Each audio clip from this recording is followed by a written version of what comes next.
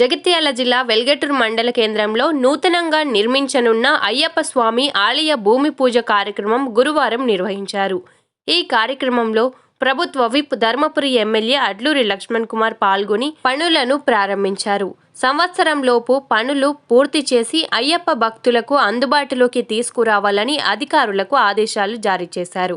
ఈ కార్యక్రమంలో endowment DE Raghunandan, అధికారులు, బాలకృష్ణ గురుస్వామి, గ్రామ ప్రజలు, కాంగ్రెస్ పార్టీ నాయకులు పాల్గొన్నారు. నూతన ఆలయపుత్ర అయ్యప్ప స్వామి ఆలయ నిర్మాణ ప్రాప్తిరస్తు. అనేన ఆలయపుత్ర అయ్యప్ప స్వామి సంపూర్ణ కృపాకటాక్ష. దేవి శరణం, శక్తి శరణం, భగవతియే దేవియే శక్తియే అయ్యప్పో స్వామియే. శబరిమలకు శబరిమలకు శబరిమలకు